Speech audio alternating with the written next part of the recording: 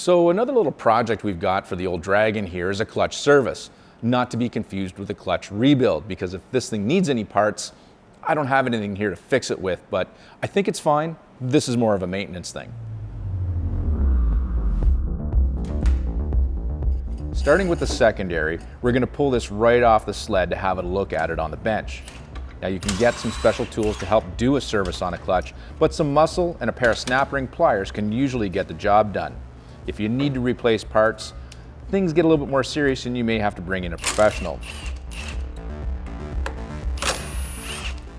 Now what we're looking for here once you're inside the secondary is for any excessive wear on these ramps of the Helix or the roller bushings on the Spider. Rollers are notorious for seizing and then flat spotting. Some non-roller secondaries have slide bushings that you need to inspect for wear too. Brake cleaner is your friend when it comes to washing out any old rubber dust and oily residues. This buildup can really hurt performance and speed up wear if it's not cleaned out. From here, I'm going to take an abrasive pad and just clean and scuff up the sheaves.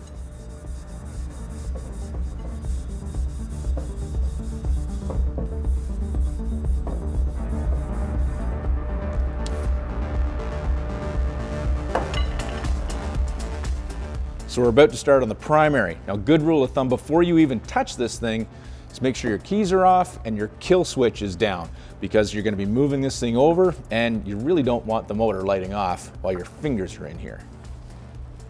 Before I remove the primary cover, I'm using a punch to make a couple of dots to line up things for assembly. Some clutches may be balanced as a unit, and it's good practice to put things back from where they came from anyways. For the primary, we're going to leave it on the engine, mainly because I don't have the proper puller to get it off, but this is just a service, so I'm unconcerned. Now, because of the Dragon's design, I've run out of room to completely remove the hat, but I still have enough room to do what I need to do. You can use a pry bar to compress the spring and get the pressure off the rollers, and then a socket or something like that to wedge it open. This may not be the most correct way to do it, but it does work. Just watch your fingers if the wedge slips out. It can hurt a lot. Open like this, you can inspect each roller for flat spots and to make sure they rotate freely. Next, check the flyweights. Each have pivot bushings and pins that wear out, so that's what you're looking for. There will always be a little bit of play, and that's okay, but if anything is seized up or bounces around, these parts will have to be replaced. These, though, seem acceptable. Last on the primary list is the tower buttons.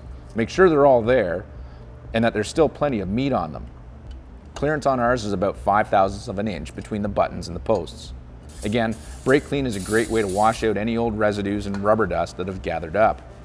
With everything clean, I'm putting the clutch together dry without any lubricant. Now you can put some light oil on the rotating pins, it's really up to you, but I like to keep things dry as I feel lube can make dust just want to stick a little bit more.